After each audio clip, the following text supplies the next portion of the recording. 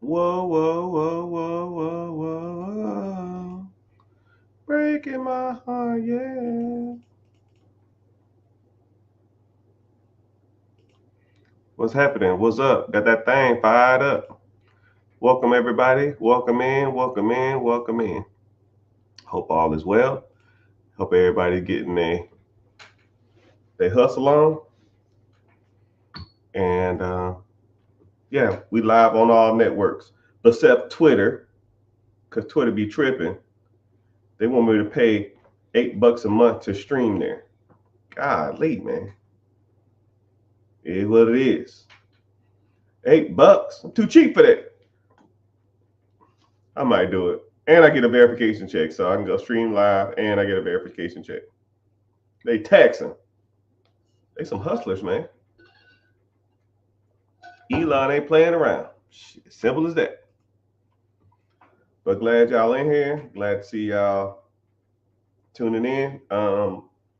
Subject of the day, well, subject of the minute, first 10 minutes of the podcast or show or whatever you want to call it.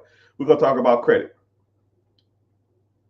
And then after that, I'll probably talk about somebody saying Elon Musk is not that smart because financial wise, he's the guy, right? I don't even look up to a lot of financial people, but Elon Musk ain't out here playing around. But hey, what do I know? I can talk about some statistics and data that he done to where we can break some of that stuff down. Also, too,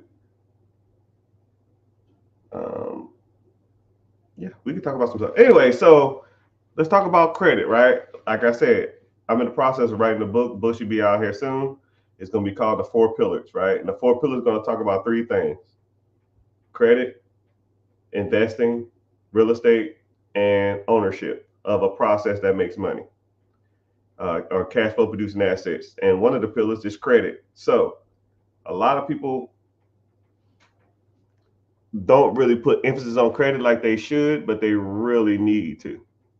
So a couple things, right? A lot of people don't realize how much credit affects their lives. Credit will hinder you from getting a car. Credit will hinder you from getting credit cards. Credit will hinder you from getting a house. Hell, credit can hinder you from getting an apartment. Bad credit can also get you not hired at a job. Some banks, financial institutions won't loan you money if you have shitty credit. So just want you to know that credit is, it ain't going anywhere. The process of borrowing money is going to be here forever, and you might as well have the max amount of credit as possible. When it comes to credit, a couple of things really matter. You have two sides of credit. A lot of people focus on their credit score, and the credit score is half the battle, like G.I. Joe. You have credit, and then you have your credit profile. Your credit profile is what your credit is made up of. I know people that have high credit scores and have a weak credit profile. They got added as an authorized user on an account or something like that, and they don't have a strong credit profile, right? They don't have any lines of credit in their name. They don't have any bills in their name. They're just added on an account, and that's not a strong credit profile.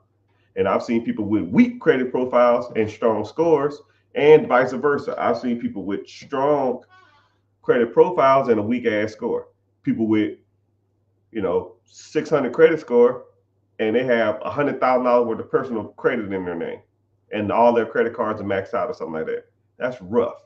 So you got to focus on them both. You got to have lines of credit or business lines of credit or personal credit or cars and pay that stuff over time and have it for a long period of time, and also be working on the stuff to get your credit score high, not paying your bills on time, not going out and trying to acquire lines of credit all damn day, not having a lot of hard inquiries, not having no late payments or charge off or bankruptcies or repos, no baby mama judgments and that shit like that on your damn credit, because all that stuff piled up will issue you out a credit score.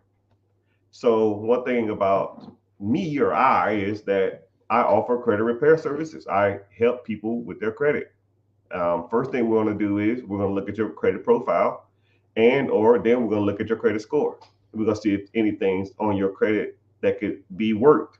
Things like your late payments, your charge-offs, if you have any collections, if you have a repossession, do you have a bankruptcy, do you have any hard inquiries? If so, how many? I'll give you a little tip of the trade right now. Hard inquiries fall off your credit every 2 years.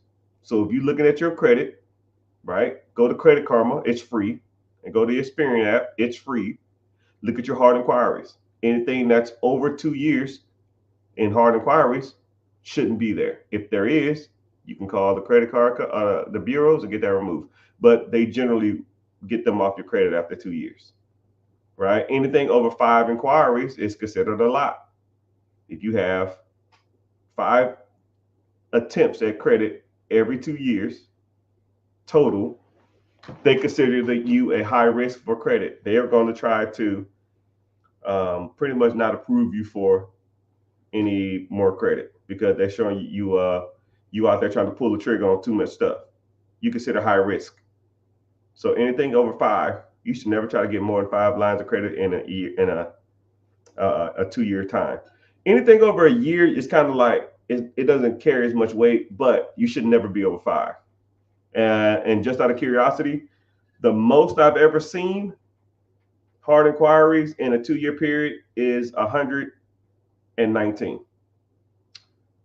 And I think to myself, who the hell applied for credit 119 times in a 2-year period? I mean, if you really think about it. So let's do some simple math. 365 times 2, 730 days a year, divided by 119. That means you're trying to apply for credit every 6 days. So every Friday you go out and try to apply for a line of credit. That's rough. And then you get denied too because you already have a lot of inquiries. But I can tell you something too. I'll give you another little trick of the trade.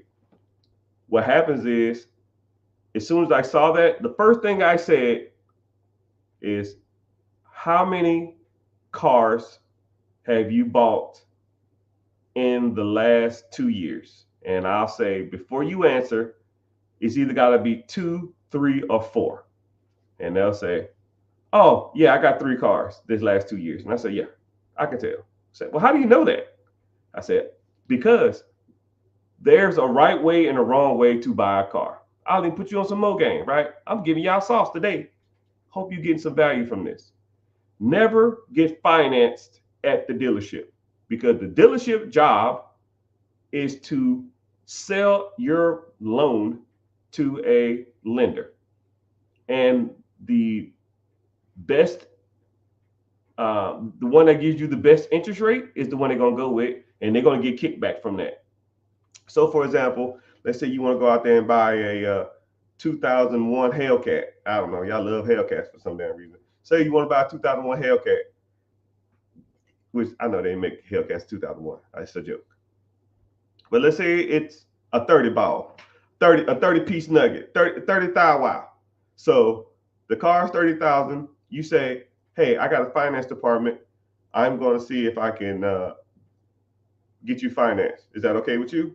Okay, cool. They're going to put your information into a system, and it's going to shoot out to multiple banks. Bank of America, Truist, PNG, PNC, all these different banks, right? Boom, boom, boom, boom. It's going to shop out to 15 different loan companies. And then they're going to pull your credit. Ping, pong, ding, bong, ching, dong, ming, ding, ding. Go to all these different places.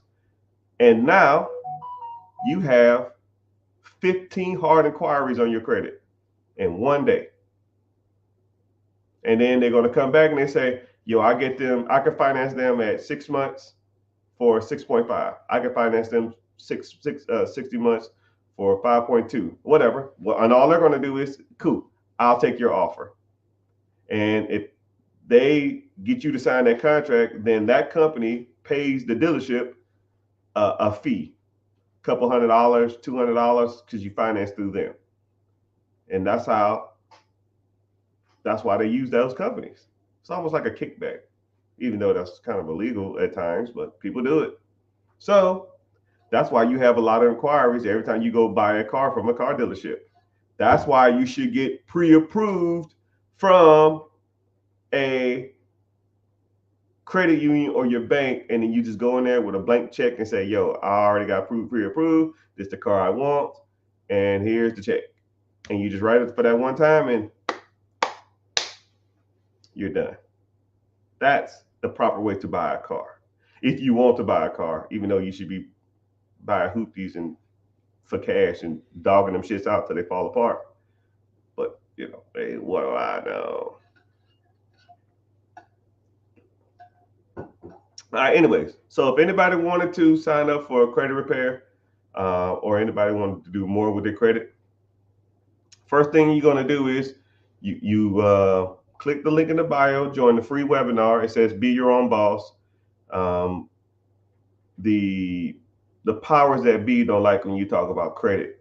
It's like one of those taboo industries. So you can't say stuff like gambling, day trading. Like, they hate that type of stuff. Credit repair. Even though it's not a primary business structure of mine, I do offer the service. And then one thing about me too is that if we do a credit repair, it's all done for you. It ain't none of these other guys where they'll say, hey, you want to sign up for credit repair? Send me your information. Here's your $500 bill, or here's your $200 a month. And here's all the stuff you send to the bank. You fill this out, you send this to the credit union. And like, I hate that, right? I don't want it like that. I'm an advocate of done for you, right? When I call and order a pizza, I don't want to call and order a pizza, then put on some clothes, go down the street and go to the pizza place, get the dough, put the sauce and the cheese on it, put my toppings on it, put it in the oven, take it out, cut it, put it in the box, and then take it back home. So what the hell did I pay you for? For me to do your job? No, right? I order a pizza, 30 minutes or less, the pizza should be at my doorstep. I mean, about simple as it gets. It's the same thing with anything, right? Same thing I do with credit.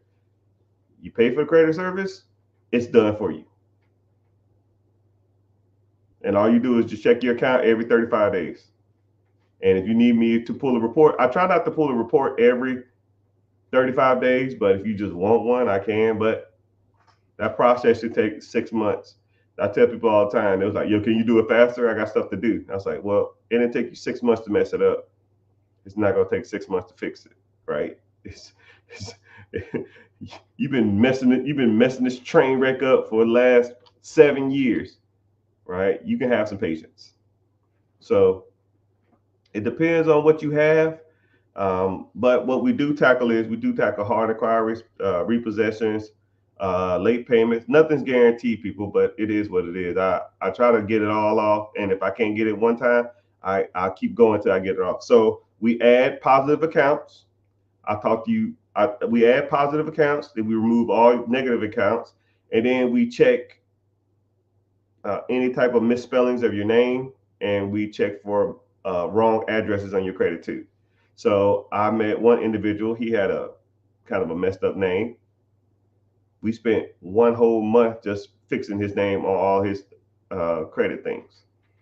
We fixed his name, I think it was like 24, 25 times in 1 month. His credit score went up 80 points just by fixing his name, because he had a weird spelling of his name. Which as soon as I saw it, I said, yo, is this right? He said, oh yeah, that's right. I said, this is wrong. He said, yeah, that's just the way they spell it. It is what it is. So, I mean, I guess that's credit repair in a nutshell. I don't want to harp on that too much.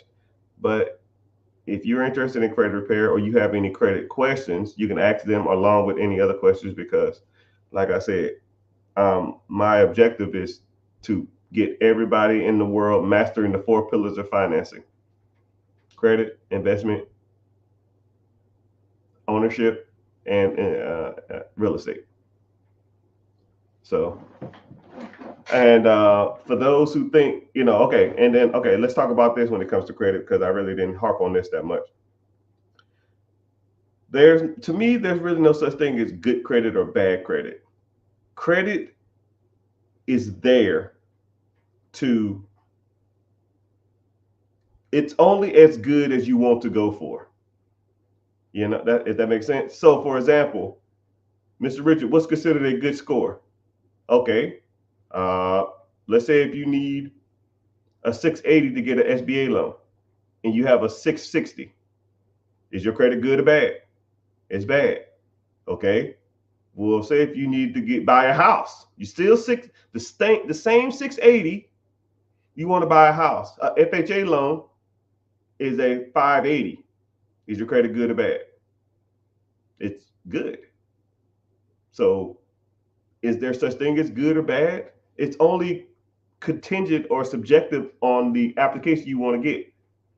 It's like saying, is this person ugly or not? I don't know. Who are you trying to talk to? If you try to talk to someone like, I don't know, Jennifer Lopez, then she might say you're ugly. But if you try to talk to someone like Lizzo, she might think you're attractive, right? It depends on who you ask. It's the same thing with credit. To me, there's really no such thing. There are better credits than others, but your objective should be always to focus on certain criteria that you want to get. If you want to buy a house, get your credit scores to house level. You want to get lines of credit or business credit, focus on that. You want to get investment properties, focus on that. You want to get a VA loan, focus on that. You want to get business SBA money, focus on that. And now you have a target. Once you hit that target or exceeded that target, now you go out and use that credit for what it was intended for, to buy stuff without paying for it all up front. I mean, it's kind of a weird concept to even think about it like that, but a lot of people think that they just have to have this like magical score. Man, I got to get an 800. I don't give what you got. What's an 800 doing for me if I don't make money off of it? Yo, Mr. Rich, I got an 845. Don't care. How much lines of credit do you have in your business name? Well, none. So what's the fucking point? Don't care. I'd rather have $1 million worth of business line of credit and a 700 than 0% of business credit, zero amount of business credit, and have an 840. Don't care. You're not impressing me, right? Go out there and slide that card and buy 3 Sprinter vans and put them bitches on Turo and outfit them for hikers. That's impressive with no money out of pocket. Not, look at my Credit Karma. Watch this. I got 845. Don't care. Don't care. How are you using that credit to make you money? That's impressive. The number's not. So enough of that credit stuff. So let's get to the questions of the day.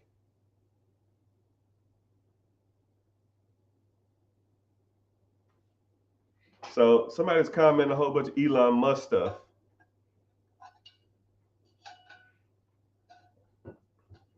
Don't talk about my savior. I'm not a starstruck person, but I have 4 people to meet in my life, and I've only met one. 4 people in my lifetime that I want to meet. Everybody else is just normal people to me. I will never be starstruck unless I meet these 4 people. Elon Musk is one. Which I met him, but I didn't really talk to him like that. But he was on some weird stuff. When I was in the military, I had to service his private jet. I did a mission for NASA. I helped launch the first SpaceX mission, and then as the shuttle was launching, we had to service Air Force One and Elon Musk plane. They was parking on the same tarmac. So I was out there. I met him for like 2 seconds. A quick nod, and he just kept walking. He's taller than I thought, and he walks weird. But that's another story.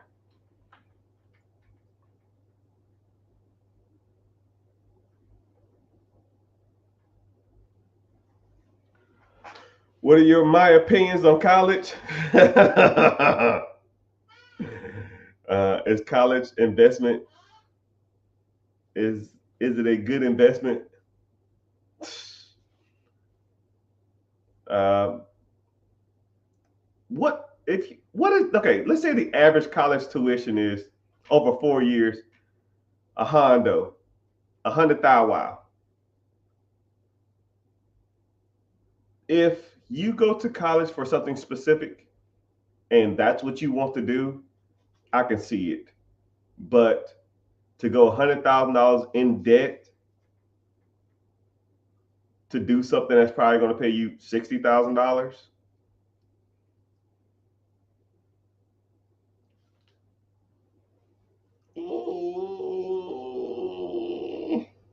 I mean, you really think about it. The average person who doesn't have a college degree makes $48,000 a year. Now, what is it? I think it's 44,000. I'm gonna have to fact check myself. I don't want to say the wrong thing. Average income for a non-college graduate. 42,000. No, yeah, 42. An associate's is 44. Ooh, college, a bachelor's is actually 59. I thought it was 56. It went up. So let's think about it. A person without a college degree, average income is 42. An average person with a college degree is 59. So simple math, 59 minus 42, 17,000. Wow. All right, let's say the college degree costs 100,000. Wow. Minus or divided by 17,000. That's 6 years you have to work. That's 6 more years you have to work to get your money back. However, a lot of people say, well, you can make your money back in 6 years. Yeah. Was you working while you was in college? Probably not. So that's 4 extra years that person made over you. Does that make sense? So now you're going to have $100,000 in the hole. Okay, sorry, I take that back. 42,000 times 4 years, 168,000. And now you divide the 168,000 by the extra $17,000 a month, or $17,000 a year. That makes sense. So now it's 10.1. So it will take you 10.1 years to catch up to that person. Actually, more than that, it'll be like 14 because one person starts at 18, the other person starts at 22, 23. And then they start working. But that one person at 18 is already made. And that's if you put the $17,000 extra a year towards the college tuition, which you're not, but just for sake of argument. So you're somewhere in the range of 14-year head start. So 14 years, 14 plus 18, I don't know, 32, 33. You'll eventually catch up to that person at 33 years old.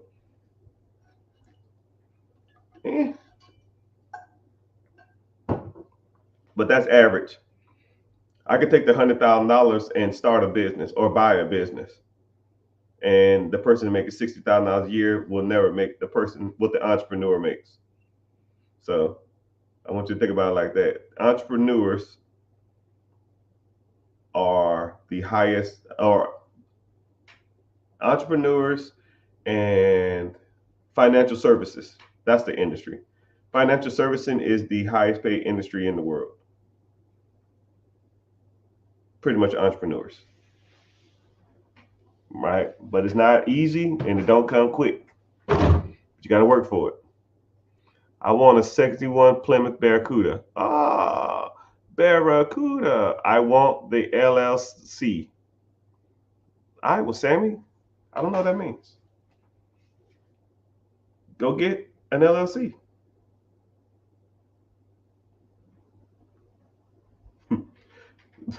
Someone said I look like Rick Ross. What's crazy is, man, like I don't even see it. I'm way better looking than that dude. And I'm not trying to like diss on him or anything. There is no way in hell I resemble Rick Ross. It's just the beard, and we're both dark skinned. And he talks slow. It's the biggest thing I ever seen. Bigger than everybody, you know. Is something wrong with you, man?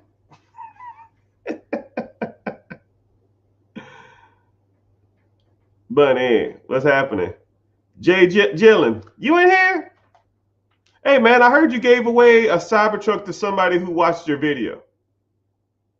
Hey, man, I want a Cybertruck. Give me a Cybertruck, man. Damn.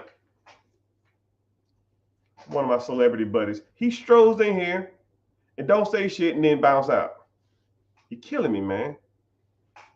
You're killing me. At least let me get on the YouTube. I need some street cred. You know, honestly, I don't even need that. I don't need the money. I don't need the fame. I don't need nothing from you. I just want to know how to properly say your name. That's it. I don't want to see Logan Paul. I don't want no Prime deal. I don't want to meet Mr. Beast, even though I saw that special. Don't care. All I want is for you to teach me how to say your name, because I've heard 4 different ways to say it. But you're strolling through, you probably don't listen to what I'm saying. It's all good. If I have an open cash loan and want to go through the SBA, you should give back the loan. An open cash loan, like an advanced pay loan or something. I don't even know what that is.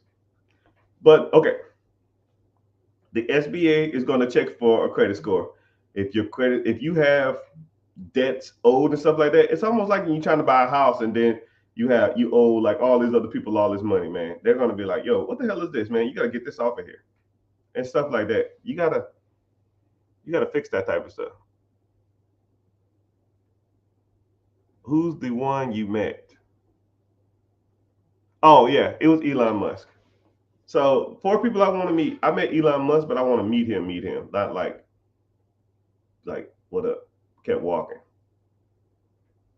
I want to meet Obama. LeBron James, a huge LeBron James fan. I wanted to meet Kobe Bryant, but he passed away though. And I don't know. The last one kind of varies from people to people at times, but probably just Barack Obama and maybe Jay-Z. Maybe, but I'm not really worried about that. I really don't care about Beyonce that much either. But I just think it'd be kind of cool to meet Obama. But I've met every president. I met Trump. I met Biden. I met Trump like 7 times. He was kind of standoffish, right? And I'm unbiased too. I don't care either way. Love him or hate him, I don't care. I'm real big on like being personable to people, especially people who are like in service to you. You know what I mean? Like if I've been standing out here for 3 hours waiting for you to come to service your aircraft, and you don't even like, hey, thanks, or any of that shit, nothing. It was just the most acknowledgement I've ever gotten from him was this. Kept on walking. What the fuck? I've been standing out here 3 hours in this hot ass sun waiting for that. AC Slater, what's happening?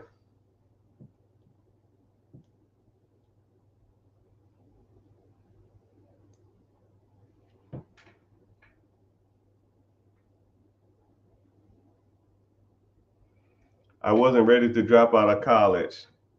Okay, I'm not saying college is not bad. I think I learned a lot from college.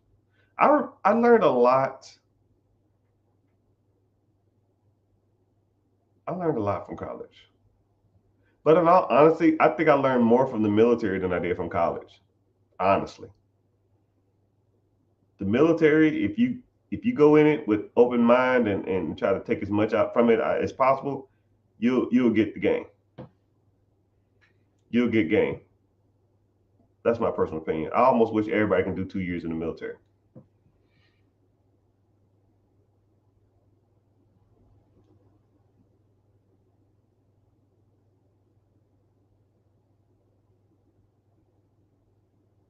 Hey, is my mic working? I'm gonna slow it down.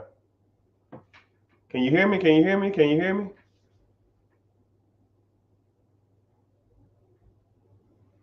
What did you do?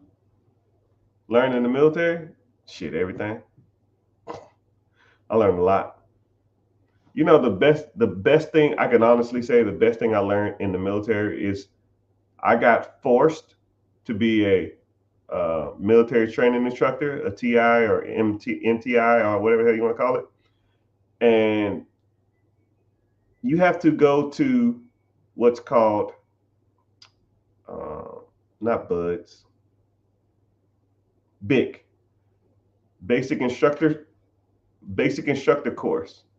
And what they do is they teach you how to talk, which you talk your whole life, but you don't, the way y'all talk, you don't realize how bad you sound until you are taught how to talk from a professional. You see how I can just carry on a conversation and I have good structure, I have good pitch, have good delivery. That stuff, it's a learned skill. And I didn't know anything about it. So I'll give you a great thing. Teach you how to yell at students. Yes and no. But there's ways to do things. And when you yell, you don't really try to like hurt your vocal cords. Right? There's ways to do stuff. I'll give you a great example of something that I learned in military. Right? I'm gonna put y'all on some public speaking game. One is called verbal distractors. Everybody has them. Some people have them more than others. A verbal distractor is any random word in a sentence that didn't need to be there, but you constantly repeat it. So things like, well, and then you can either start it or end it with verbal distractors. Things like, you know what I mean? You feel me? You pick up what I'm laying down. You see what I'm saying? You don't have to say that stuff. If you conveyed your message properly, you don't have to reiterate the fact that they understood what you're saying. You know what I mean? Verbal distractor. Um, don't say just shut your mouth and think about what you're gonna say next. You know what I mean? You see what you're learning. You're learning. Okay? Verbal distractor. I catch myself doing it now all the time. But if you watch a lot of people public speak, they'll give you some, man, they'll talk about so much stuff and they will talk about, we have to watch public speakers in the class and we'll watch their verbal distractors and we'll go through and wait for their pauses. You got about 5 seconds to start talking. And then you continue your message without saying words like a. It's a learned skill. You just got to do it. See what I'm saying? You feel me? You pick up what I'm laying down?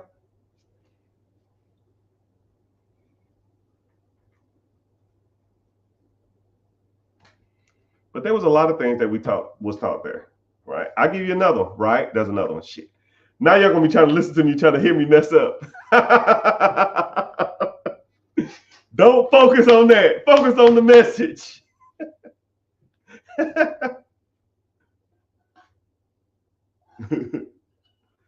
Are you cool with Tyler Perry Medea fan? Sure, I guess. I don't know.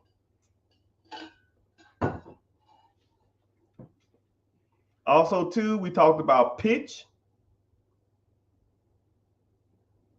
We talked about delivery. We talked about hand placements.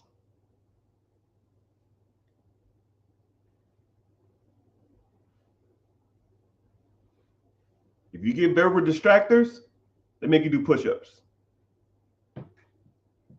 And then what we do is we record you. We record you, then we watch it back in front of everybody. 3-minute speech. So the first speech they give you an impromptu speech about yourself. 3 minutes. And you first hear it, and you first hear yourself say who you are as a person, you watch that video, and then they make everybody do it. And then they get to teaching. After about a week, you watch that same video again. You're like, what the? This wasn't even me. Oh, yeah, it was, buddy. You was bad. Now, I mean, verbal distractors.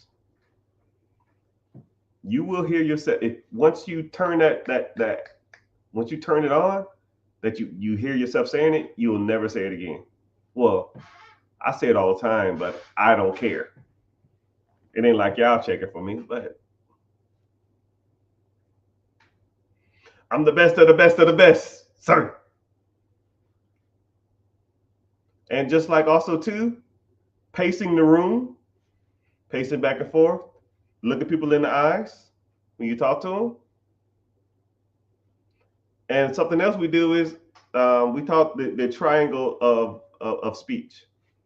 So you look at someone in the front, you look down at the left corner, then you walk left and look at them in the right corner. And then you work your way in the middle. 2, 3. 1, 2, 3.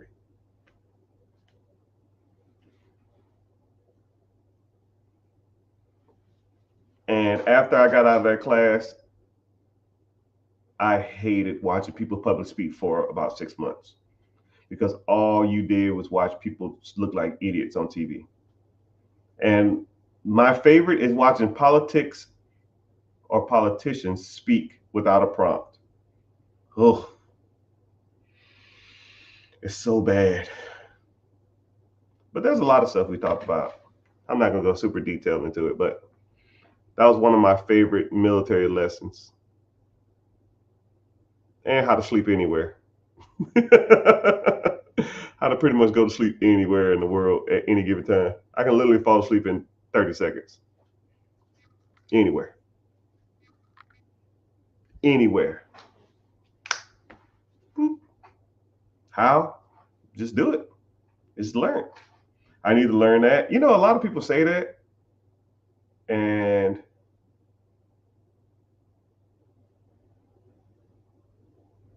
I don't know. I don't know.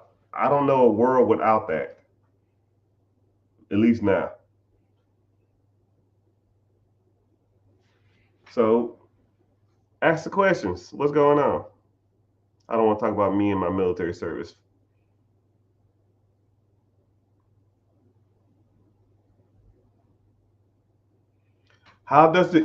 Someone asked, how does the SBA prove that you have income? Great question. So there's 2 things that the SBA is going to look at. Excuse me. Either you're going to buy an existing business or you're going to get funding for the business you have. If you have an existing business, they're going to pull your tax returns and they're going to look at your credit score and they're going to look at how long your business been open. And that's how they're going to prove the income of that business. They're going to look at your financial statements too, P&Ls, year to date, profit and loss statements, all that other kind of crap. But if you're buying a business and the business is bringing in $200,000 a year, they don't care what you make. You can make nothing. They don't care. because they know if that business is going to make you $200,000 as soon as you buy it, you're making $200,000 a year now. Now your job is to manage that business to the best of your abilities. So they don't verify your income, they verify the business's income. So when they verify the business's income, then they'll go through the business's financial records, business tax returns, business P&L statements or whatever, and then they'll base that loan off of what that business brings in. But the way I teach my students or anybody in my mentorship or on a one-on-one or a consultation or anything, whatever you want to do, I teach them to make to where the SBA gets money, the money that you bought, the money that you borrowed receives a payback, and then you get a check as well. It's like the trifecta of debt servicing. Once you understand that concept,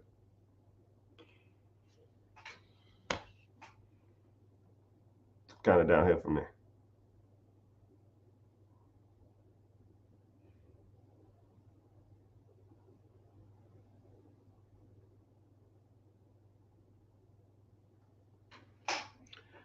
Someone said business credit or personal credit.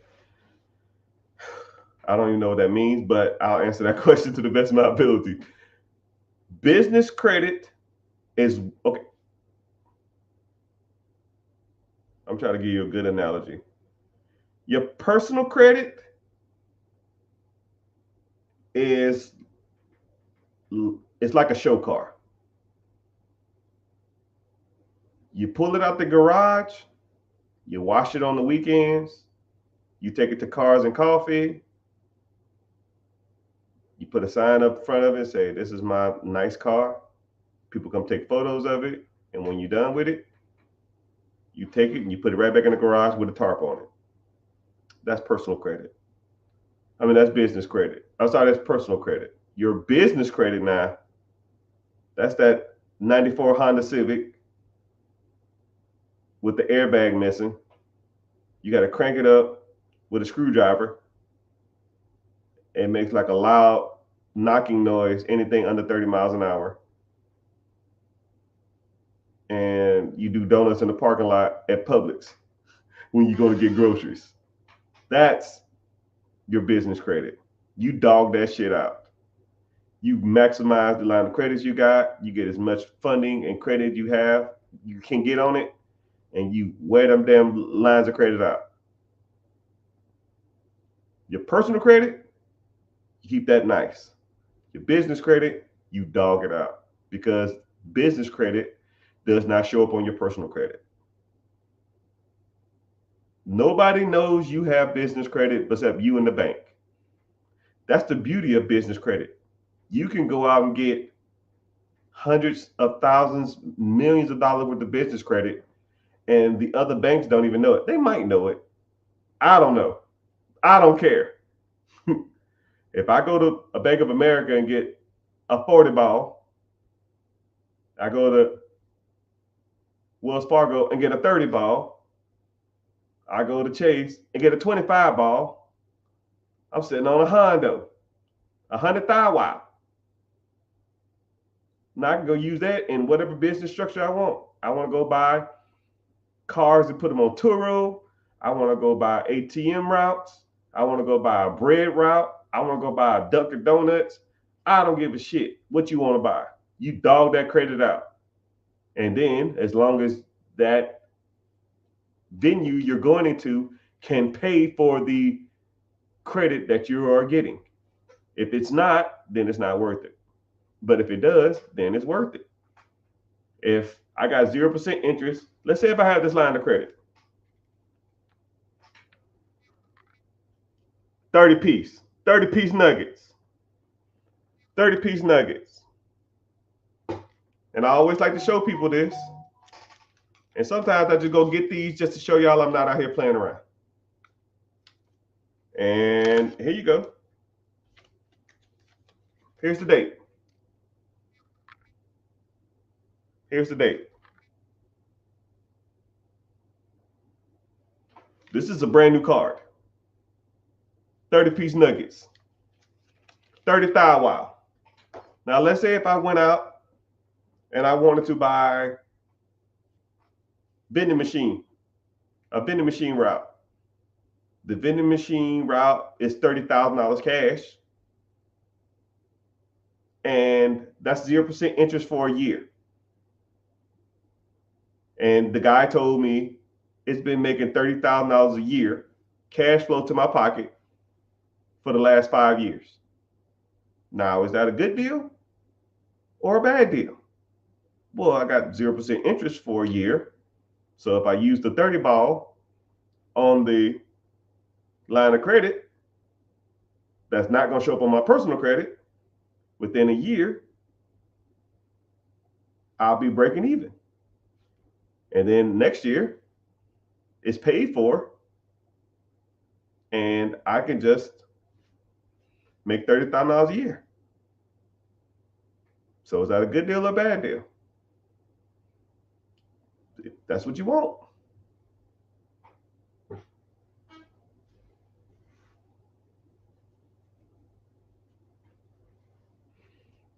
Somebody said,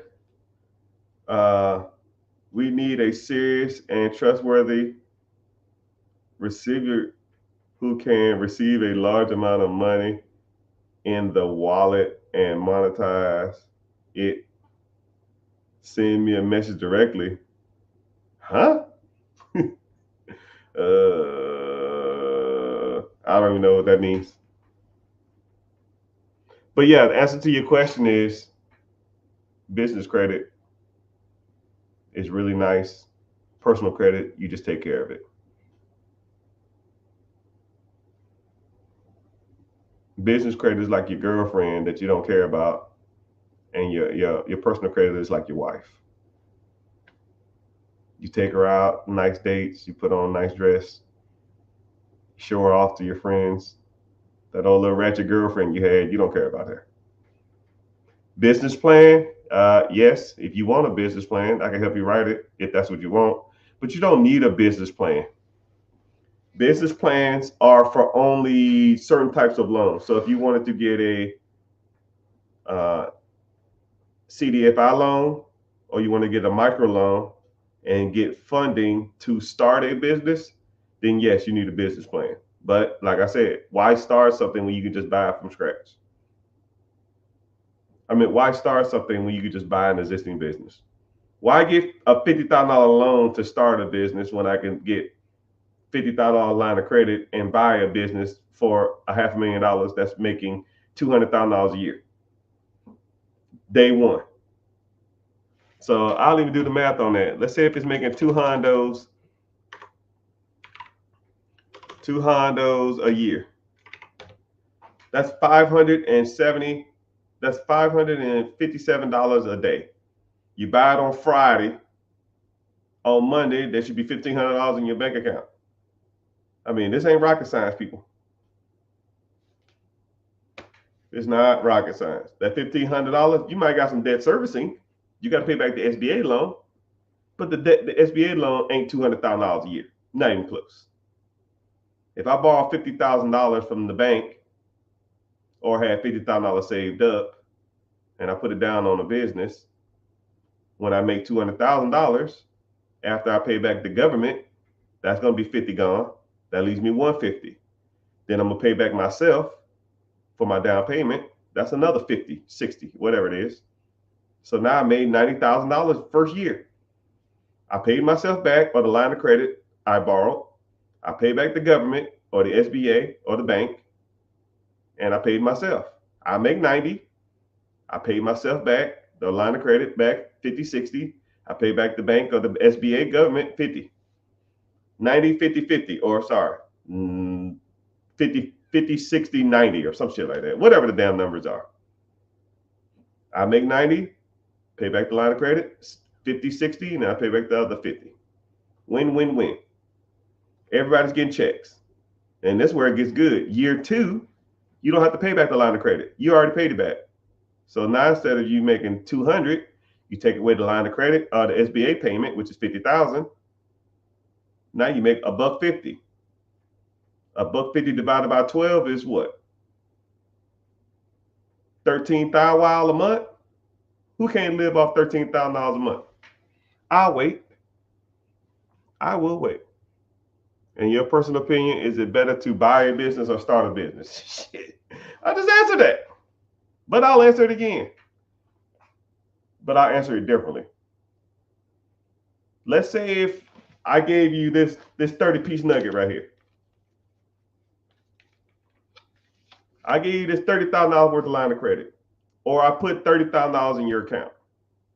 And I said, yo, go start a business. I'll make it 50 because 50 is a little easier. I gave you $50,000. You saved up $50,000. You got $50,000 worth of line of credit. Don't care. Okay, cool. Go start a business. What kind of business? A daycare. A little easier concept to grasp. A daycare. Okay, I'm gonna start a daycare. You got $50,000. Cool. You need to go lease a building. Say the lease on the building is $2,000 a month. That's $24,000. He or she might say, yo, I need security deposit and I need first month's rent. So $4,000 gone. Right? So out of the 50, $4,000 is gone. That's $46,000 left.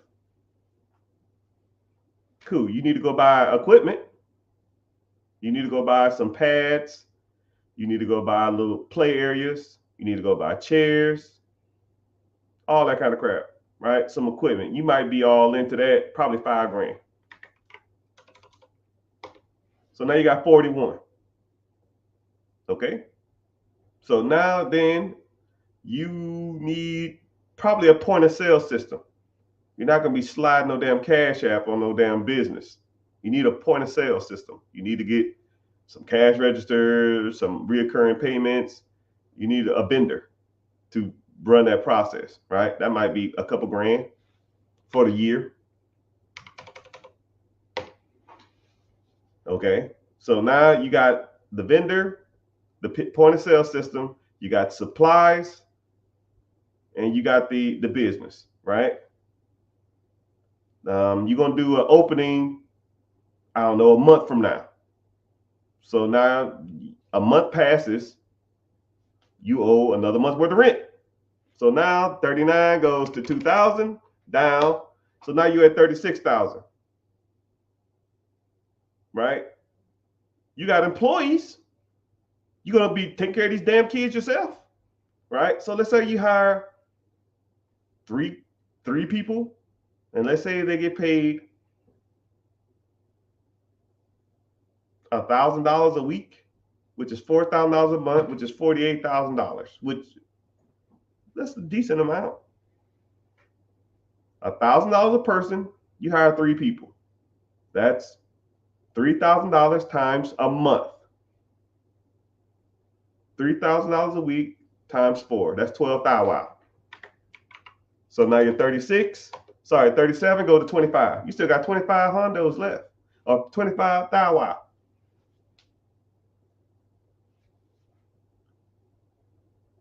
Are kids showing up there? You put a sign out, no one came.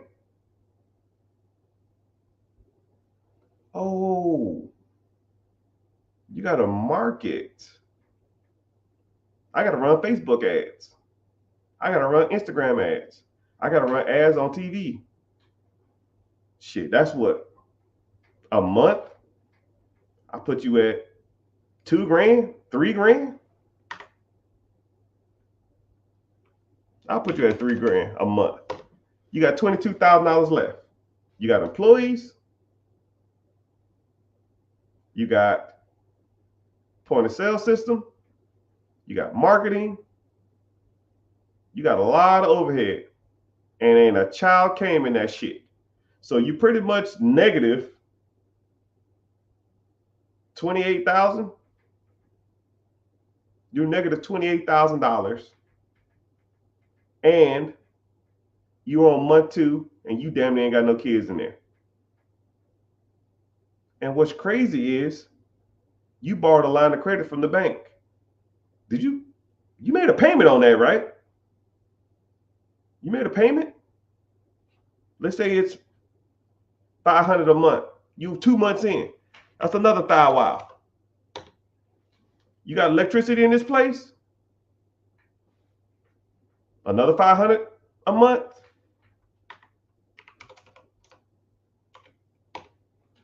Three months in, that's another $100. That's another thou wow. You at 19,500. Now let's say out of the advertising, you 3 months in. Let's say if you get 3 kids coming there, 3 kids, you're charging them $150 a month. That's $450. 450 times 4. That's $1,800. So I'm gonna add $1,800. Add $1,800 for the first 3 kids. Wow. Now that credit card payment coming up again, negative 500.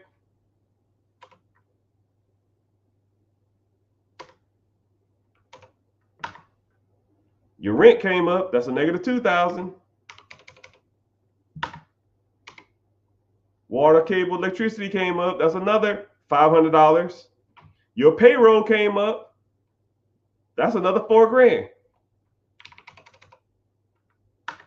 You got $12,000 left on this line of credit. At this pace, in 3 months, you will be broke.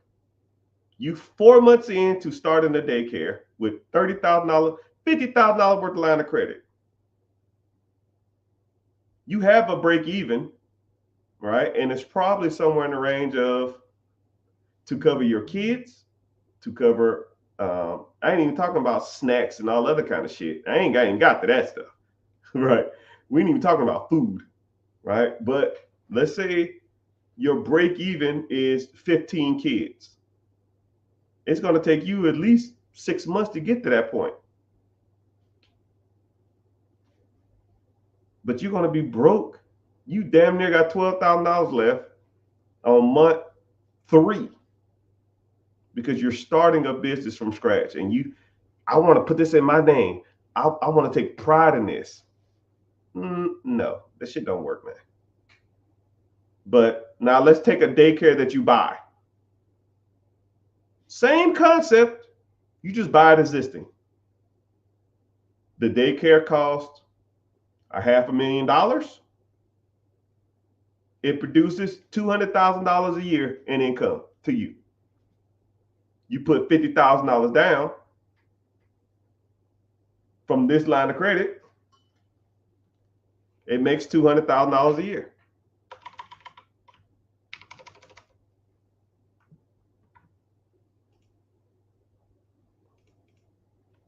$200,000 minus the SBA loan is going to be about $45,000 a year. Now you at $155,000 a year. You're going to pay back the line of credit, right? That's another $55,000, probably with some interest or some shit. That's $100 piece. Now year 1, you make $100,000. Or you divide $100,000 by 365. That's $273 a day. You buy it on a Friday, $273, Saturday, $273, Sunday, $273, Monday, $273. You up a G over the weekend you bought it. Do you got to go out and hire employees? They're already there. You got to find a point of sale system? No, they're already there. You got to go find a place and go get a lease? No, it's already there. You got to find management? No, it's already there. You got to do any advertisement? Nope, already there. You got a CPA? Already there. Accountant? Already there. Why reinvent the wheel, people, when the wheel is already there? So people always ask me, what's my opinion? Should I start a business or should I buy a business? If you like losing money, then start one. You know the statistics on businesses that close in the first 5 years? 91%. 91% of all business fail in the first 5 years. And that's over all businesses. Oh man, I can get into this type of business. Tech ain't, that don't work in tech and all this other kind of stuff. No, that's all businesses. That's all businesses. Nobody's exempt. But what is the success rate of a business that's been open for 10 years already? So you telling me a business has been open for 10 years, management, systems, teams, employees, accountants, cash flow, income, taxes, and it's been there for 10 years. You're not even working there. You telling me you're going to take over this process and fuck it up and you're not even there? It ain't happening. Generally, it's not happening unless you go in and talk about, I'm in charge. This is the way we're going to do shit. No. Hey, everybody. I am one of the founding members of this company who bought this company. I'm just here to, if you have any questions, let me know. But everything will be directed to Jim or John or William or Smith or Jane or Daniel. He'll direct the questions directly to me. And or if you really have to talk to me about something that you can't take to him, I always have an open door policy, but always use your chain of command first. Assistant manager, shift lead, GM, and then me. See y'all at the Christmas party. Boom, boom.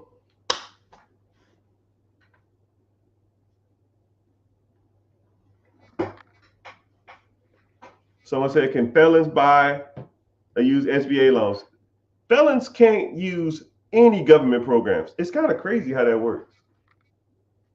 Felons can't use any federal programs. However, he said, can you buy an existing business? Yeah. You can still buy businesses. You can't use the government to buy businesses.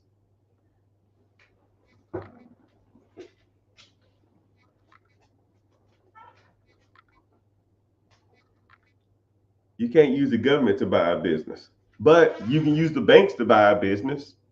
The only difference between the SBA and the banks is the amount down.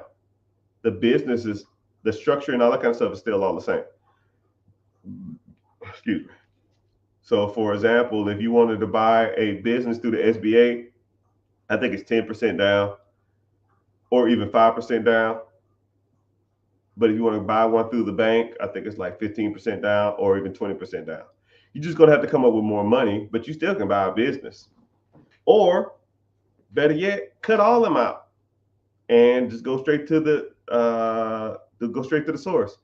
Get the owner to finance you. 41% of all deals are financed.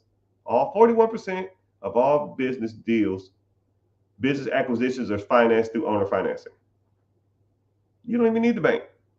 You just need to know how to negotiate and find the deals. Once you understand that, you can find the money.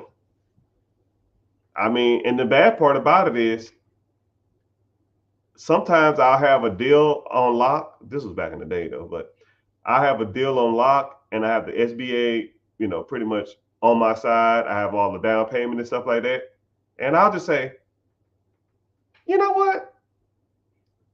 Just out of curiosity, can I get, I won't say that, but I'll say like, can I, I'll say the same generic statement. You can even have this one. Man, the economy is extremely risky right now, and it's expensive to borrow money now. Interest rates are ridiculous, and I'm really interested in this business or this house or this property or this process. Is there any way we can negotiate owner financing to get this deal done? Something along that lines. I have a copy and paste statement. Hold on. Actually, I'll find it for you. I will find it for you. It's the universal statement that I say to all my leads. I'm gonna see if I can find it.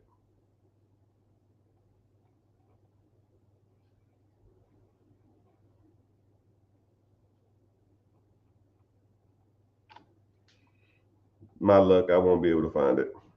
But it goes along the lines of, I'm really interested in this deal.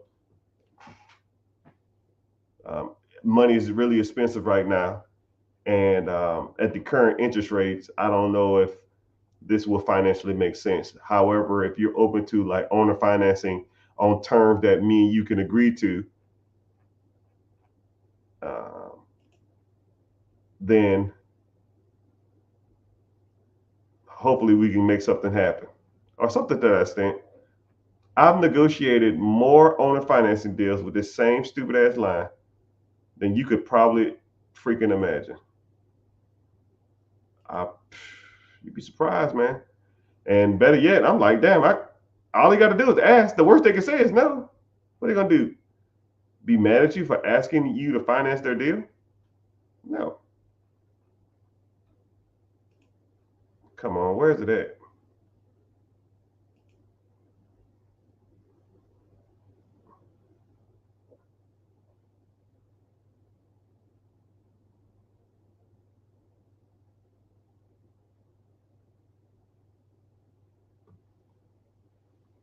Hell, here's one right here. Here's an older deal that I was looking at. I ain't gonna show you, but I asked the guy, "Can I get owner financing on this one property?"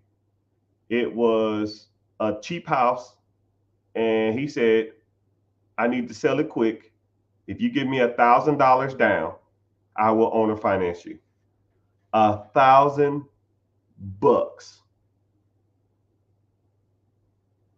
$1,000. You know what? Screw it. I'll show you. I'm not gonna show too much.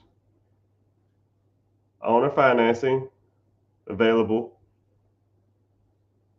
with $1,000 down. With owner financing with only $1,000 down.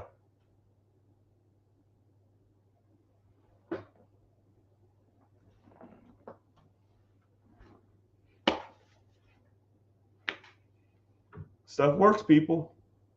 You got to make it work though. The bad part about it is, man, I should be charging y'all to be telling y'all this stuff, but at the end of the day, I am about like value and trying to get people to get out their comfort zone and let people know that this stuff does work. If you want to learn more about this stuff, click the link in the bio and join the free class. I got a free class coming up here soon. Sooner you click on it, the faster you can get to learning. The faster you can learn this stuff. I don't know what subject we're going to talk about this Friday when we meet, but generally it's a good one. And we focus on the 4 pillars, and I hold you accountable too. And I give you homework. Man, where is this at? I'm trying to show you the one that I bought. This is old though. I probably won't find it.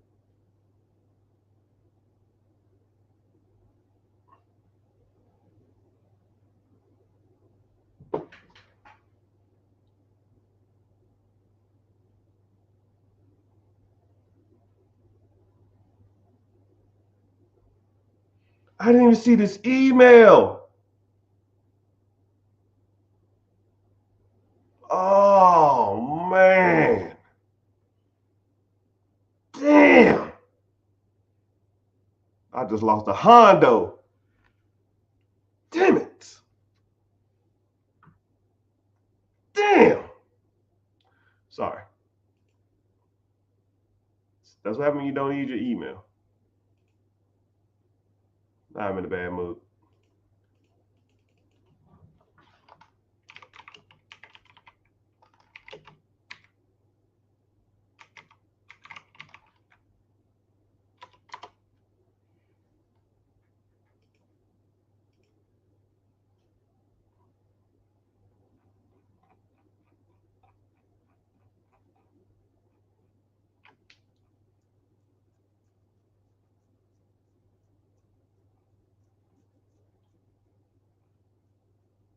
Come on, where's this deal at, man?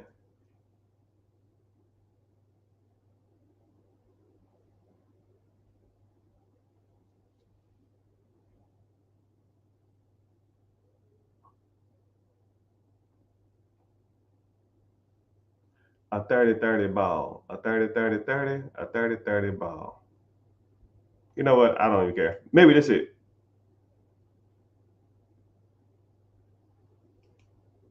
Maybe that's it. You got about 10 more seconds, Mr. Rich. Then I'm out. 8. I don't know. I can't find it. I was just trying to find anything that I forgot the statement that I used. I used to have it copied and paste in an area, but I don't even know where to look for it. But anytime I'm looking for it, I just find it, but I can't find it now. Maybe because I focus on talking instead of that. Anyways, enough of that crap. Can you turn a property primary into investment property? Can you turn your primary residence into an investment property? Yeah, rent it out. Simple as it gets. Thank you everybody for checking in. I see y'all on YouTube. I see y'all on Twitch. Who the hell be watching from Twitch? Be some random person.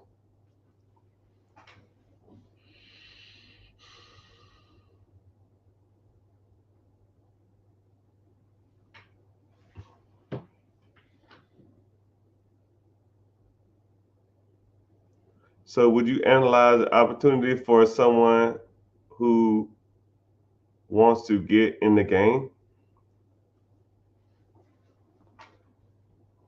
Better be buying a B-Day present. Better be buying a B-Day present for who? For you? It's your birthday? It's your birthday. No, your birthday on the Super Bowl. No. You was born on Super Bowl year. That's what it is. Would you analyze? Yeah. This is what I do. If you wanted to learn more,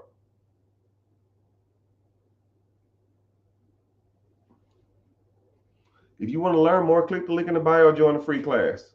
And what happens is we meet, and if you want to move forward, I'll teach you how to find deals, negotiate deals, buy deals, fund deals, all of it. But it's not easy. I'm not going to say it is easy. I'm not going to sugarcoat it. Because it is work. You got to put in the work, man. You got to put in the work. Nothing comes to anybody who sits on their hands. Damn, I can't believe I lost that deal. Man, I almost want to message them and say, it's still available. That shit's gone. Gone. Crap.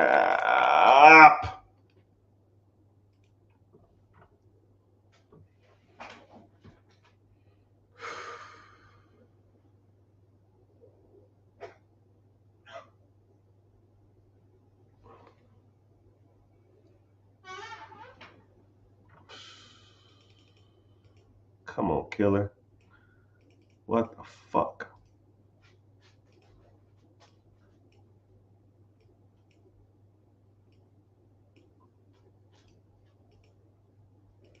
I'm gonna look at how much money I lost. All right.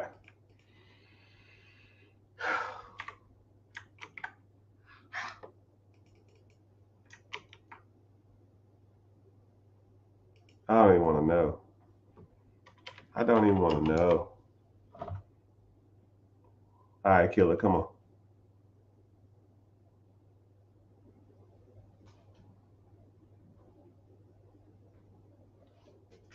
Okay. Not as bad as I thought. Not as bad as I thought. I'm sorry. I was working. I'm working. I'm not gonna stay on too much longer. I got God dang. People. Ah! It ain't my day today. I can't get a break.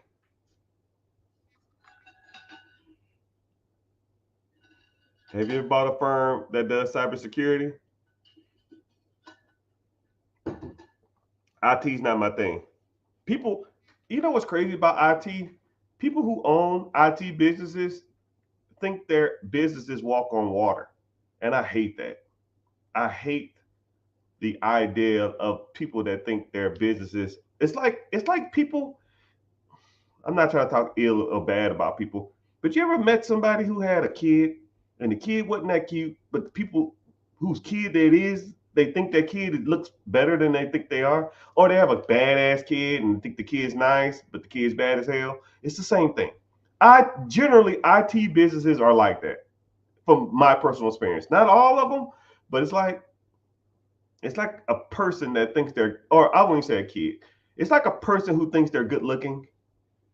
They might dress well.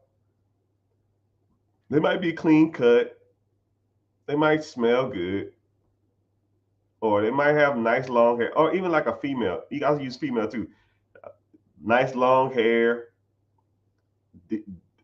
in shape, good height, and they're just not good looking. But they think they're good looking because people tell them all the time, hey, you're attractive, you're attractive, you're attractive. And you're just like, nah, you're not that attractive. You meet a guy, it's the same thing. Guy that's real arrogant, think he's kind of cocky. That's my experience with IT businesses. People who own IT businesses think them shits are up here, and they're not. They're like here. And people like, yo, IT is the future. I got this AI test system I'm integrating. No, no, no, no, no, no, no, no, no, homie. We call a spade a spade. If the guy's a six, he's a six. I don't give a damn how many degrees he got. I don't give a damn how smart he is. Money might play a factor, but if you're a, you don't supposed to be. If you're a five and you're rich, you're not a 10. You're still ugly. You're just a rich five, right? Mark Zuckerberg is an ugly dude. Just because he's a billionaire doesn't make him better looking, right? Some people might think he's better looking, but he physically is not a better looking person when he's rich. It is what it is. Same thing with IT. That's just my personal opinion, right? But what the hell do I know?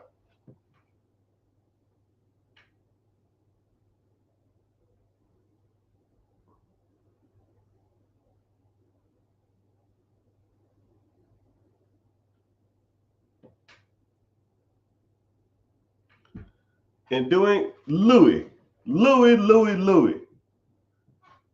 We Louis. Okay, I'm gonna give you a big overview, a synopsis of what's going on. There's an individual. I'm not gonna say his name, even though I already said it 3 times. Who is coming in? I think he's coming into a large sum of money, and he is trying to his damnness not to pay capital gains tax on that money. And he comes in here and he like rewords the same question over and over and over and over and over and over again. Okay. I get it, man. I get it. You don't want to get hit with a 30-piece nugget on them taxes. That capital gains tax, let's say this individual, let's say this individual inherited some money, inherited a property. Let's say he inherited an apartment complex from his great grandfather. The great grandfather and left it to him, and he wants to sell it for $5 million. You're gonna have to pay capital gains tax on that $5 million at 28-30% capital gains tax. That's a 1.5 million. And he wants to know the best ways to not pay capital gains tax on it. And every time you come in here, I'll give you 8 different ways not to do it. But hey, you click the link in the bio, become a client. We can do whatever you want to do. We can set up a one-on-one and we can figure it out. But I think I've guided you enough in this journey, my brother. I put you on enough game to last you a lifetime. But that's if you sold it. But if you're in the process of selling it, then that's fine. You can refinance it and you don't have to pay capital gains tax. You don't pay taxes on debt. But I think I probably said that before. I like that. I like that. Michael Beasley. I like that. Where the money at? Is it better to buy a business? Yeah, I just answered that question. I don't want to run a business. So what do you want to do? You want to work? Pick your poison, man.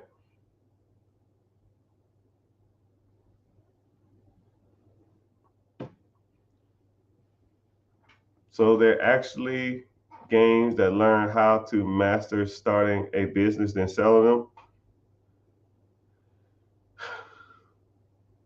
Yeah.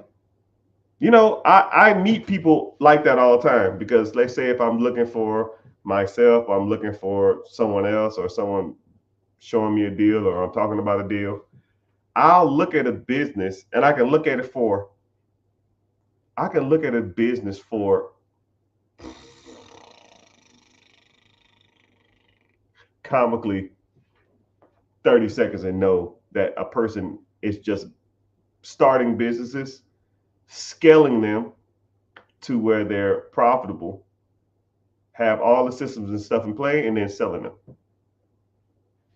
But you can tell with 2 minutes of looking at it, you say, okay, I can already see what they're doing.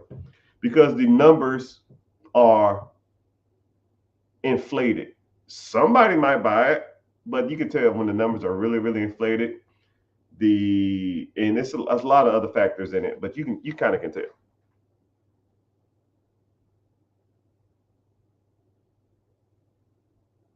So what do I? So say if I have good credit, do I leverage that to get to business credit? Yes. You leverage your personal credit to get business credit, and then use the business credit to buy a business or to buy real estate. And once you get that, then if you do it right, that piece of real estate or that business or that entity or that whatever you got should pay for everything. If it's not paying for everything, then you did it wrong.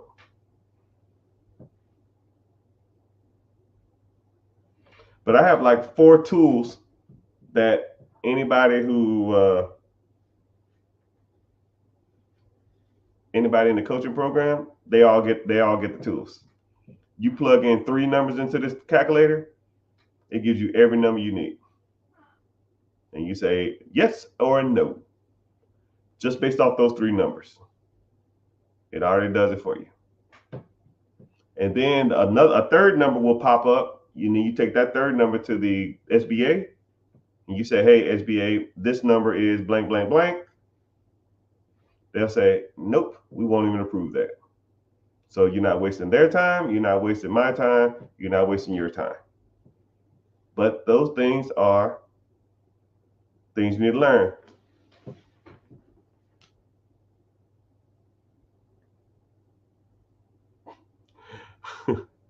I bought a Lamborghini with the SBA. Thanks for the guidance.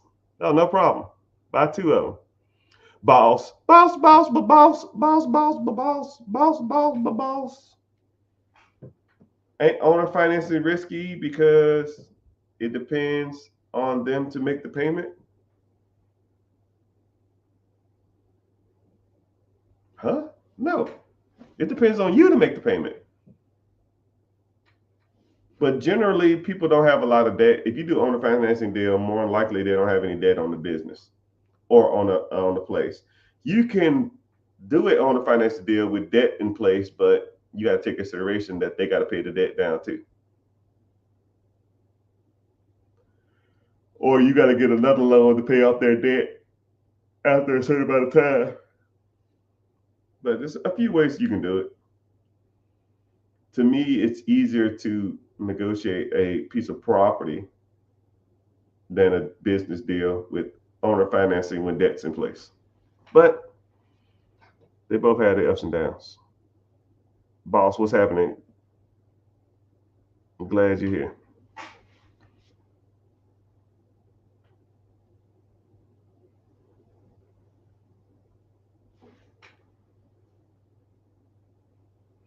Underneath your clothes, there's an endless endless story. My time birds, what's happening? What's with your opinion on that? I don't know what you said, man. Now I gotta stroll up, see what you're talking about. Underneath your clothes, there's an endless story.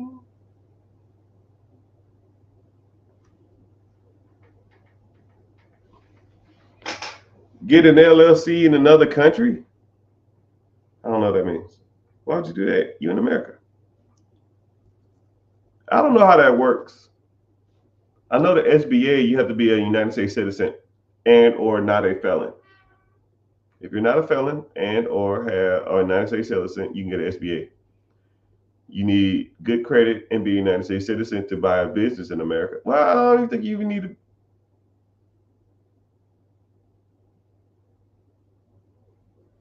If you want to use the United States bank, but you can use if international bank if you want to. If you're coming from overseas to buy something in America, you can use the international bank to fund that if you want to. I don't see why you can't. I don't see why people would though, right? I'm sure there are plenty of good existing businesses in their country. But what do I know? You wish you knew me 3 years ago? Best time to invest yesterday. Second best time today. About simple as it gets. Underneath your clothes, there's an endless story. When this is gone, I'm right here. I'm getting off. I gotta get ready tonight for or not tonight. I gotta get ready for another call and some other stuff. But yeah,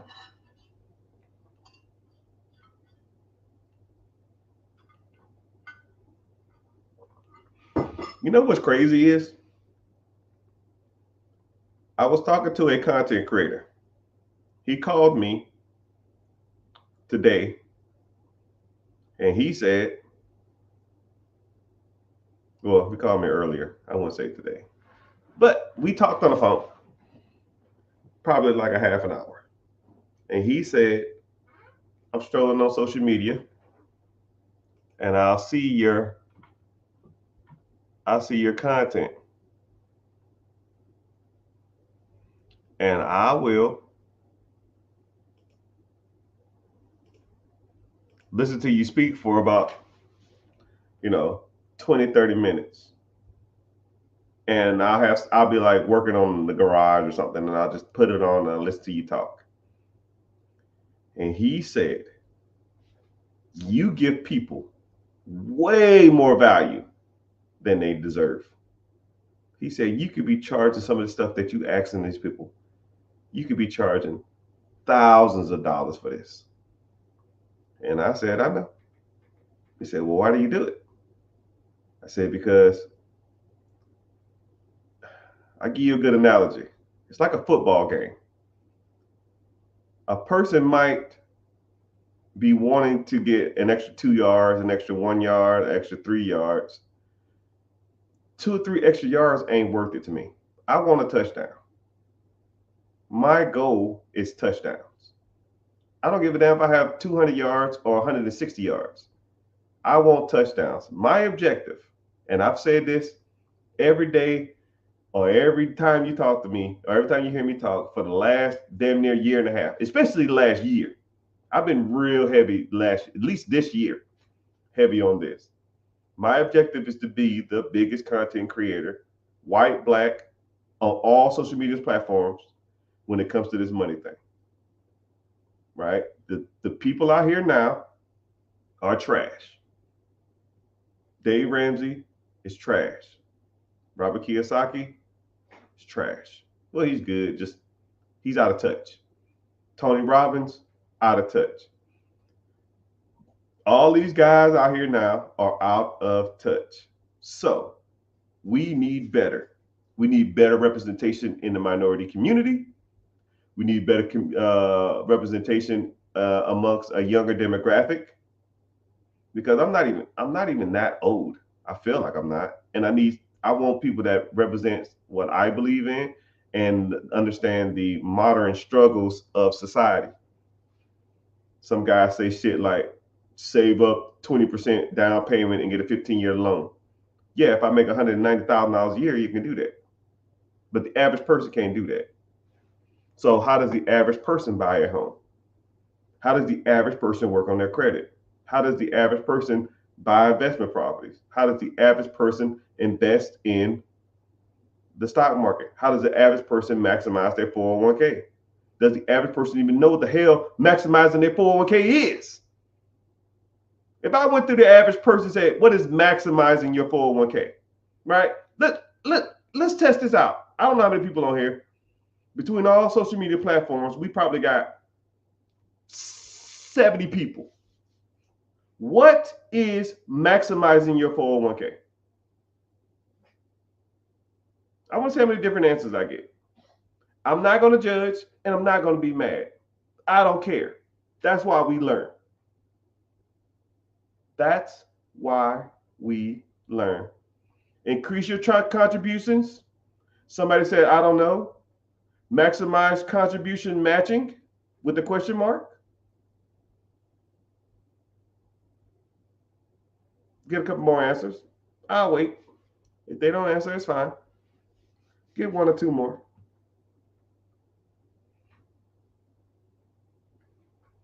What does maximizing your 401k mean?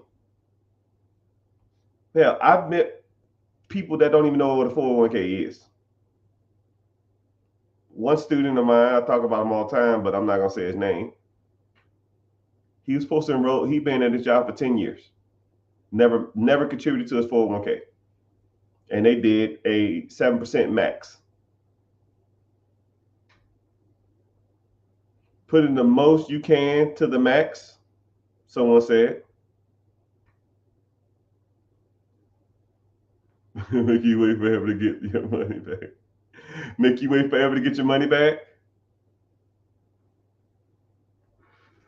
Maximizing your 401k meaning, someone kind of hinted on it, means that whatever they contribute to your campaign or whatever they contribute to your 401k, you maximize the amount or potential you get back out of it. So if they do a 6% max, a 6% match, then you maximize that opportunity. You put 6% in there. So everybody on here, here's another piece of guidance that all y'all should do. Go to your human resource department at your job and you say, hey, I need to know everything I need to know about my 401k. And they'll say, okay, here you go. Here's a piece of paper. Yeah, fuck all this. How much y'all match? If you put in 6%, we'll give you 6% back. Cool, let's do that. You want to be aggressive or you want to be conservative or you want to be medium? I'm young, fuck it. Let it ride. Because if you think about it, if they match 6% of your paycheck, let's say if you make $100,000 a year, $100,000, 6% is $6,000. If you give them 6, they're going to match your 6. So now you at 12. 1 year, you got 12. $12,000. You put $1 in a bucket, and then you pull out $2. Now I don't know how many buckets you hang around, but it ain't too many that you can do that to. Everybody should be maximizing that shit. Even stuff like that. No one even talks about that. And that's not including, and that's just in the stock market too. So now you can make 10% on the stock market. You can make 10% on that money on the stock market. Right? So now your $12,000 is going to make $1,200 from compounded interest. So now you up 13.2 in 1 year of a max contribution of a 401k. If you make $100,000 a year and you put 6% in. Thank you. You're welcome. Now you're an investor. And a lot of people say, yo man, I can't, I'm gonna have to wait to take my money out. You remember the wrong thing, man. Let's say I need that.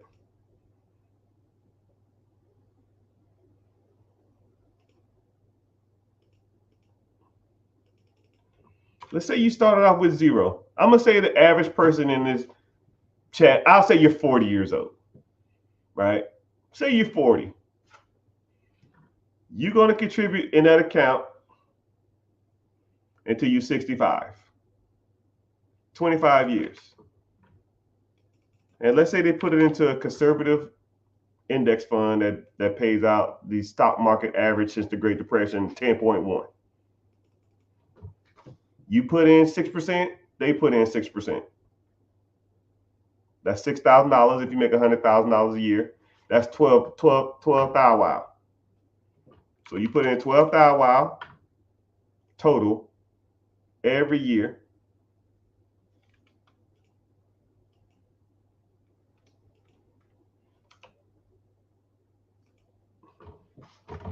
You start at 40, you do it to 65, $1.1 million, actually $1.2 million. But the bad part about it, the good part about it is your contributions, your interest that you make on that money is $106,000 a year. So from 65 until you die, you will get a check every year for $106,000 on your $1.2 million that's sitting in the pot. And this is where it gets good. You don't need the money. You don't need the money. You take the $106,000 and you live off of it until you die. Then you take the $1.2 million, you put that shit in the trust. And now your kids will get $106,000 every year for the rest of their lives. And then when they die, their kids will get $106,000 every year until they die.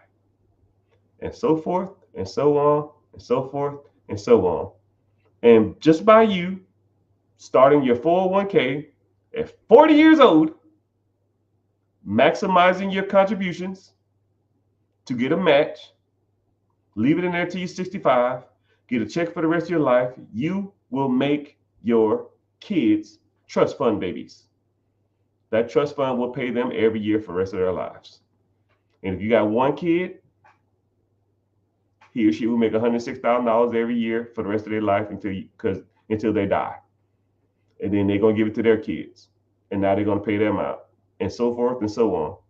And what you really should do is put some stipulations behind that money, right? Say stuff like, yeah, you need to have a college degree. You need to have an active job to receive this check. You need a drug test. For your height and weight, you need to be no more than 20% overweight. Because I don't want you sitting around looking all flabby and gluttonous. But it's your trust. You set that shit up however you want. And you have an arbitrary or a lawyer check the people that's in there. Yeah, y'all got y'all drug test? Cool. I need your height and weight. Step on the scale. You overweight, bro. Get out of here. It'll be open for the next month. You got to lose 15 pounds in a month. I don't give a shit. That's what the law states. That's what he wanted. If you don't adhere to it, I don't care. But if that's what you want, that's what you do. That's how you do it. Someone said, is $4 million a good size deal on a 1031 exchange? Is $4 million a good deal? Nah, dog. Because most people make $4 million on anything, right? Which is better, a 401k or a mutual fund?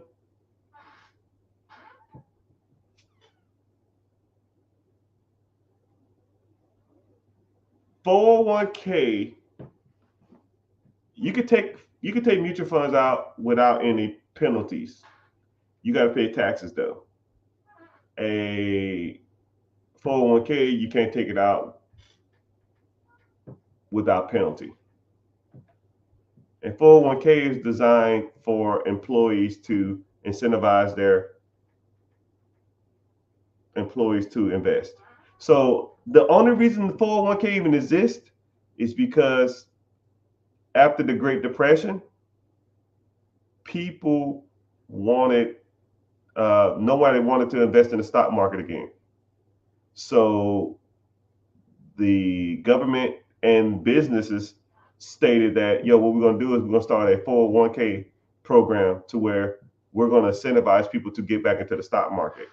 And what we'll do is we have to, as businesses, we have to contribute a certain amount of money to incentivize people to invest in the stock market. That's where the whole match comes from. Because prior to the Great Depression, they didn't even have a 401k. Like that shit didn't even exist. And they started a 401k program and nobody was investing in it. So the businesses and the banks and the governments had to come up with a reason why they want people to put their money into long-term investments. That's the only reason that shit even exists, because they screwed up everybody's money in the 30s and the 40s, and nobody wanted to invest their money. So the jobs and the government and the bank said, yo, if you put 5% of your income into this pot, we will give you 5% on top of that.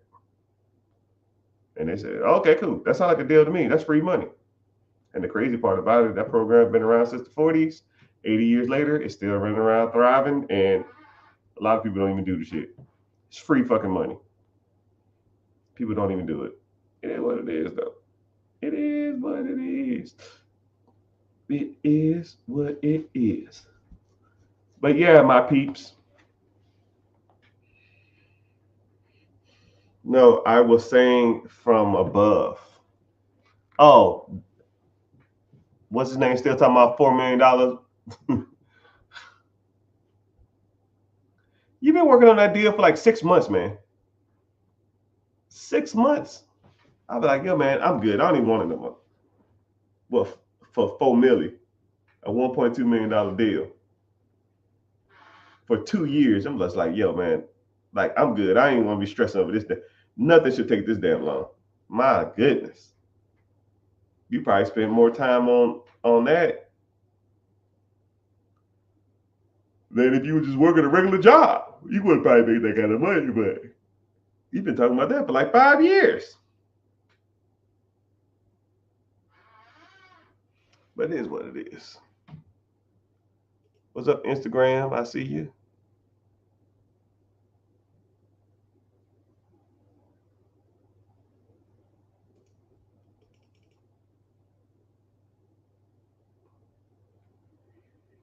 And I gotta make it. Don't ask me, $1 million baby. Don't ask. I ain't never represent, baby.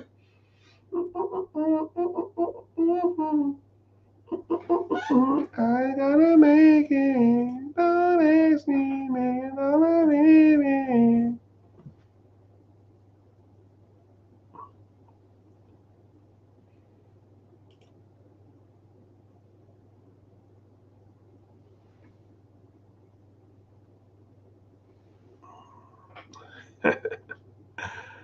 A dirty ball.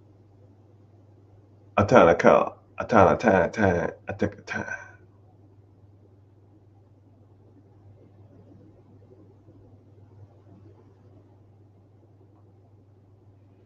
Colors, colors, colors, colors, colors. I am a nightmare walking, psychopath talking. King of my castle, just a gangster stalking. But my back's hurting. I gotta use the bathroom, and even though it's so vulgar, but I gotta go do some things. But yes, we have a free class coming up. Should be Wednesday, 9 p.m. EST, Eastern Standard Time. So sign up for the free class, come through the webinar, say hey to your boy, And let's talk about money. Let's talk about finances. Let's talk about credit. Let's talk about business funding. Let's talk about real estate. Let's talk about it all, because you should be you should have a good understanding of all this stuff and how it works. And until you truly do, you won't have a good understanding on how this process works. And I'm not gonna say I'm the know all be all, but a lot of the stuff I talk about and a lot of stuff I teach and a lot of stuff we talk about will help you accomplish a lot of your financial goals. And I'm not gonna say it's gonna happen overnight. It's gonna take some time. It's gonna take some effort. It's gonna take some energy. It's gonna take some determination. But that's what we do. And I'm gonna hold you accountable, and I'm gonna give you homework. Do your dang homework, and I'm gonna get you done. Get you done. All right, one more question, and I gotta go. Um, Social media gets mad at me if I stay on more than 2 hours. So I just gotta do between 90 minutes and 2 hours. That's my sweet spot. So let's talk about mutual funds. All right. What about them? All right. So you have ETFs and you have mutual funds. ETFs is a way you can track generally the S&P 500. That means the top 500 stocks in America. You can track the top 50 companies in America. You can track the top 100 companies in America. You can track the top 250 companies in America. You can track all that type of stuff. But the S&P 500 is typically tracked on ETFs or index funds. Mutual funds are when a stock invests in a mutual type of market. So let's say if I wanted to invest in energy. So there's an energy mutual fund. It's a lot of energy companies. I always use a car company because it's a whole lot easier. Let's say if there was a mutual fund that invests in car companies. So they invest in Tesla, GMC, Volvo, whatever, right? Every Toyota, Honda, Nissan, right? And they have all these car companies in a collective want to invest in a car company, then you invest in a mutual fund car company because you get all the mutual fund, you get all of them in one. Then, if you wanted to invest in an ETF that tracks everything, then you just get a SP 500. It will have a portfolio manager. Yes, ETFs have the portfolio manager, and mutual funds has a portfolio manager, and the portfolio manager takes what's called an expense ratio. And a good expense ratio is anywhere from 0.3% to 0.8. Anything over a 1 point, anything over a percent to manage my money is not worth it. But sometimes the bigger mutual funds that produce the most amount of money is somewhere in the range of like 1.5, 1.25. They charge more money, but you get better results. So you're already negotiating from a what you call it perspective. It's like you already -1%. So if that mutual fund produces 15% and they charge 1.5 points, now you make it 13.5, right? Is the 15% worth the 1.5 points? Sometimes it is, sometimes not. That's what you got to go through and do your research, right?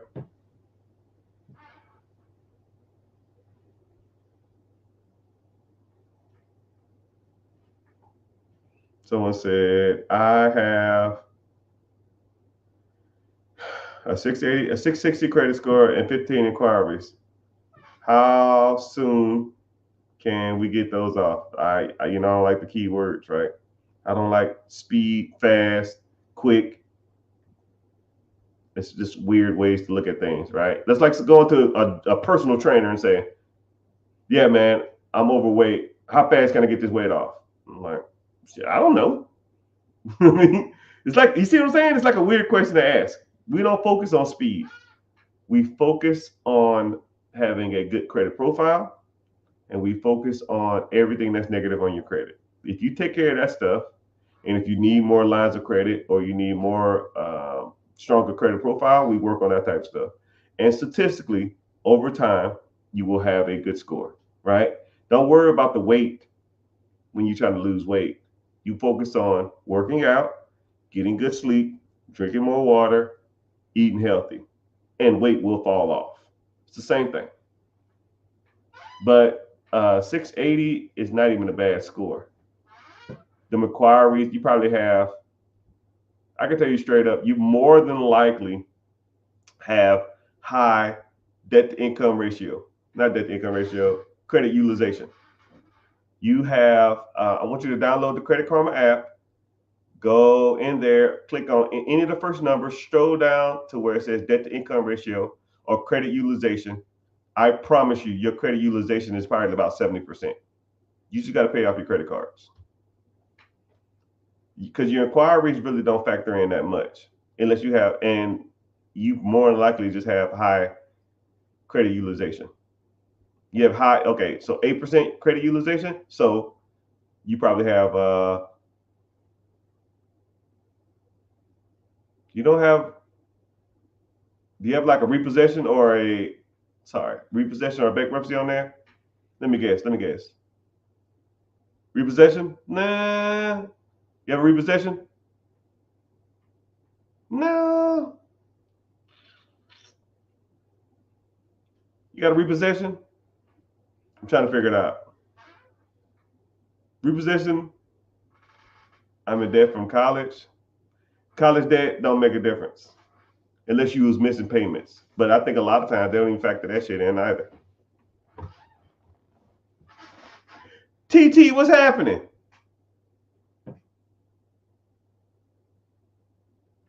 No repossessions or anything? You don't have any. What about late payments or charge-offs? You have a late payments or charge-off or anything?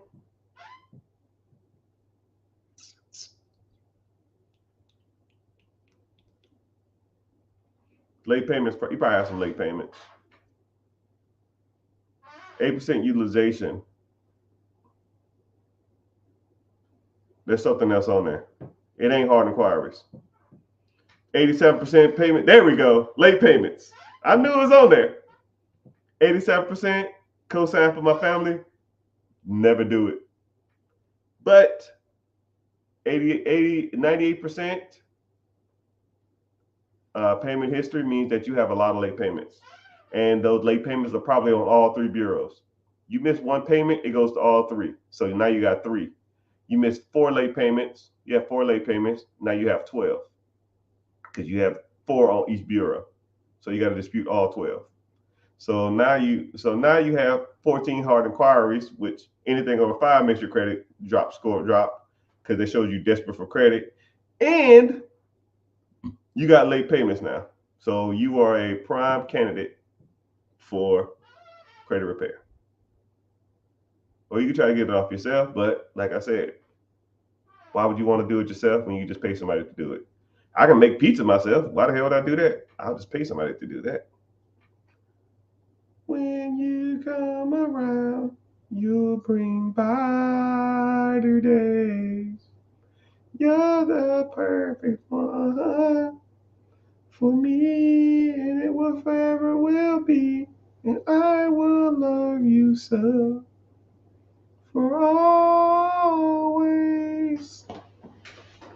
Anyways, what main social media? It's been real. It's been fun, but it hasn't been real fun. I got to get off every 2 hours. I might get back on later on tonight. Probably not. Click the link in the bio. Join the free class if you want to learn more. We go from there. Get this money.